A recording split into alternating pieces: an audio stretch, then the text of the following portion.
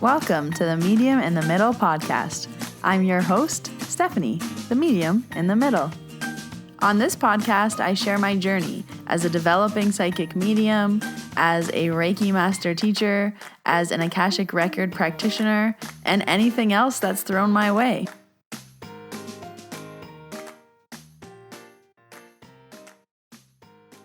Hello, Middlers. Welcome to episode 151. And I apologize in advance that I sound like this, but this is what this episode is about. I'm a little stuffy and sick, but it's my fault.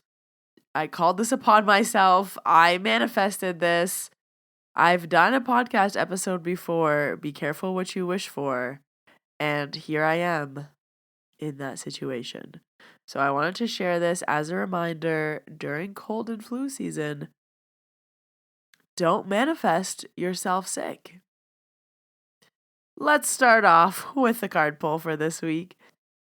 So I'm pulling from the Rebecca Campbell Work Your Light Oracle deck, and I pulled the card Trust the Niggle. What is the niggling feeling trying to tell you? That niggling feeling, that annoying niggling feeling, that inconvenient, annoying, niggling feeling. Try as you might, it's there, and it ain't going anywhere. Most people spend years ignoring their niggling feeling, throwing their best dollops of stubbornness, ego, and post-rationalization to numb them out. It's exhausting. And until you face the niggle, life just throws you more bait to awaken it. To draw your attention to the light within you that is busting to come out. The niggle is an arrow pointing to what is standing in your way. The relationship, the conversation, the decision, the shift that needs to be made, the stone in your shoe. Often we feel the niggling feeling is our body first. Many people think that intuition is something from the higher realms, but in fact it is the body that is the intuitive one, working through our senses to deliver vibrational information. It takes just a moment every day to scan your body to receive the intuitive intelligence and act on it quickly. You are being called to face the niggle now. If you don't face it, the universe will throw something much bigger and more obvious in your path. And then you will likely regret that you didn't answer the niggle in the first place. I know it's scary, but you are safe. Answer the niggle now. Interesting. And the card is like 3 women standing, holding their bellies. I wonder if they're holding their intuition. I've never pulled this card. Trust the niggle. I do want to share this story because I have a few things to say, and I just don't want this to happen to other people, and I know it does. So I've done a whole episode on this, Careful What You Wish For, and I know I'm a powerful manifester, and I know that it works both ways. So last week on Thursday, I remember I sat down and I wanted to figure out how many weeks that I've been teaching in a row, teaching Reiki. And I knew that I was going into my busiest month of the year, October, and it ended up being my biggest month in business ever. Yay me. But I was doing all this number work that was putting things in front of me. I was like, holy cow. October was the busiest month ever. I worked so much. And then I went and I counted how many weekends in a row I was teaching. And of the past 9 weekends, I was teaching 8 of them with 1 break for my birthday. And I remember thinking oh my gosh, I can't get sick. And I didn't really think about getting sick until the last 2 weeks when everyone around me was getting sick. And there was 2 times I had someone message me for an in-person session. They said, hey, I'm not feeling good. Just wanted to let you know, did you still want me to come in or should I cancel? And I wrote and I said, hey, I'm working a lot. I'm trying not to get sick. I would love if we just reschedule. And then I had another friend was like, hey, I know we're supposed to hang out tonight, but I'm not feeling good. Do you still want to hang out? And then I wrote back to them hey, no, I don't want to get sick. And I remember thinking in those 2 instances, what am I saying to the universe? And I was like, nope, it's fine. I can say no to those 2 things and be fine. So then on Thursday was when I realized that I had been teaching the last 8 out of 9 weekends. Like, just let that sink in. 8 out of 9 weekends since the middle of September until this past weekend. I have either been teaching Reiki level 1, Reiki level 2, Reiki Masters, and then I was at a retreat 2 weekends where I present all weekend as well. So just lots of talking. So I started to be very aware of my voice. And then came my last weekend, and I just kept thinking in my mind, this is my last weekend of teaching. All I have to do is not get sick. And I was really careful all week. I tried to take it easy because I didn't want to get sick. And I was trying not to put too much on my plate because I didn't want to get sick. Friday night before the course, I took it easy because I didn't want to get sick. Saturday after the course, took it easy because I didn't want to get sick. I just went to bed. Sunday, I woke up thinking, all right, I made it to Sunday and I didn't get sick. All I have to do is make it till tonight. And I even set it up so that Sunday after I taught, I had a massage. I was like, oh, okay, after this really long streak, I know I'm going to be tired. So I booked a massage. Again, walking to the massage, I'm so happy I'm not sick. And then what happened? Got a little in my nose. And I was like, oh, it's cold. And even when I was walking to the gym every day, I put on a neck warmer, a hat, mittens, and I would zip my coat all the way past my neck. And I was thinking to myself, I can't get sick. I need my voice. So I go and I'm laying on the massage table and I start to get a sniffle. And I was like, oh, okay, it's usually I do get a sniffle when I'm getting a massage because I'm laying on my belly and I just feel like a lot comes up. And then I leave and I'm feeling okay and I come home and I was starting to just have a sniffle and I was like, oh, didn't think anything of it. But I was like, I would get sick right after, of course. I wasn't feeling great that night and I went to bed and then again I got in my head. I started to think, I've been teaching Reiki for the last 8 weekends. I've been holding so much space for everybody. I'm not clear. I need to clear. And I woke up at 5 a.m. and I am not a morning person, not at all. And I felt that I needed to shower again. That would have been my 3rd shower of the day. And I was like, I need to shower. I need to clear. I'm getting sick because I'm not clearing. So I woke up at 5 a.m. I had a shower. I went back to bed and I was like, okay, I'm clear. Someone was touching my energy. Maybe that was too much after teaching Reiki. Even they were like, whoa, your energy's buzzing. Are you present? And I was just thinking well, yeah, as present as someone can be who just did 24 attunements today, 48 attunements this weekend. And they were like, whoa, that's a lot. And I was like, yeah, I just do that every weekend though. And then I was on the phone with a friend and she was like, how do you work this? It was just a lot of perpetuating doom. And I, of course, woke up yesterday, sick. And I'm sick when I have to cancel the gym. I had to cancel my gym. I was so upset. And I was just sitting there being like, I manifested this. I literally manifested. I asked for this. I couldn't stop thinking about how I couldn't get sick. And then I was telling everybody that I can't get sick. And then I was just hoping that I make it to the end of teaching so that I don't get sick. And here I am on my 1 day off. And I have so much things that I need to do today. And I have to be sick. And I was sitting there laughing at myself, angry, knowing that I did this and knowing that I'm not actually sick. This is just an energetic release of all of the shit that I had in my head of I'm sick. So I had a runny nose and a sneeze and a thought in my head that I should be exhausted. I should be so tired. And it was everything that I hear in my ears finally came crashing down. Like when everyone's like, aren't you exhausted? How do you work so much? I can't believe you work that much. I can't believe you're teaching again. I can't believe you went right into work after the retreat all weekend. And I'm just like, yep, that's just what I do. Yep, that's just what I do. Yep, I'm fine. Yeah, I'm fine. And then I was just like, I let it be not fine. I let it hit me in the face. This smacked me in the face. Hi. This is future Steph coming in 1 week later with my voice being better.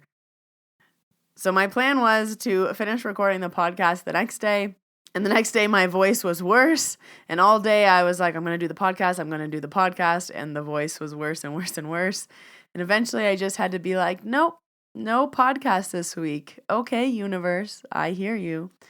So I'm back 1 week later. My voice is back. I'm feeling better. I had a weekend of not teaching Reiki, and it was very refreshing, very relaxing.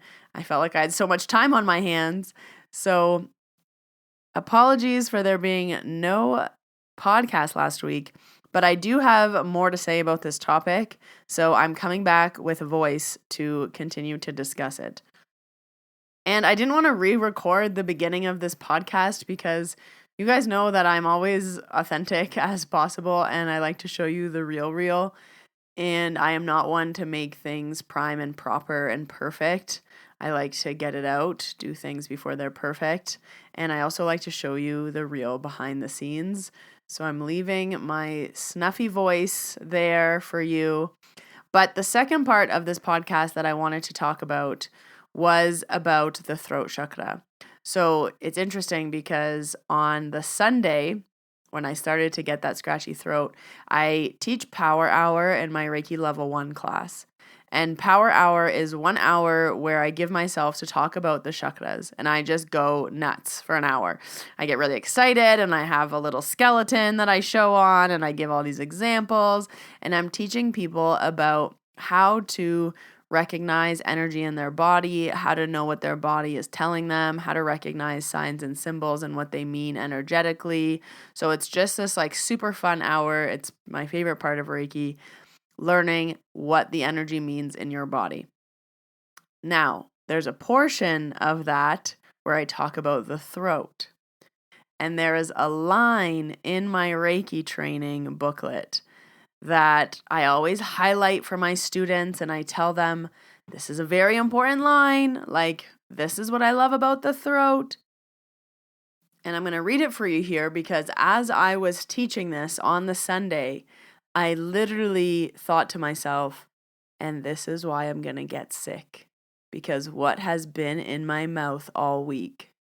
Oh, I just can't get sick till Sunday. Oh, I'm just trying not to get sick until Sunday. Oh, I just have one more Reiki weekend, then I can get sick. That's literally what I was saying. Hey, I can't hang out because I don't want to get sick. So when I'm talking about the throat, I always say it's the throat and neck. The element is sound. And the throat is all of the obvious things. What is it about? It's about your fluent thought, your self-expression, your language. The negatives of your throat are your inability to speak your truth, talking too much, inability to listen, being argumentative. You have to remember that the throat is hearing and speaking. Anyways, my favorite line, and I always highlight it and I say this line. This chakra is where we breathe life into our choices. It's not real until you say it out loud. Nothing is real until you say it out loud. So when you want to quit your job, it's not real till you say it out loud. The first 6 months of this podcast, I don't call myself a medium. I avoid saying the word medium and spirit. And when I do say it, it's like medium. I was not confidently saying I am a medium. I can talk to the dead in the first few episodes of this podcast. Absolutely not. Because this is when it becomes real, when you say it out loud. This is why when we work with PSYCH-K and statements, you usually can't say your statement if it's a lie. Like, for example, if you're like, I see beauty in every parts of my body. People, they're so quick to say, no, but I don't. And I'm like, I know you don't, but you want that. Well, yeah, but I can't say that because I don't feel that way. And it's like, no, I know that, but we want you to feel that way. So the first way to start that out is by saying it. I see beauty in all parts of my body. And people sometimes can't get the words out. Like, I see beauty in all parts of my body. And by the end of the balance, it's like, I see beauty in all parts of my body.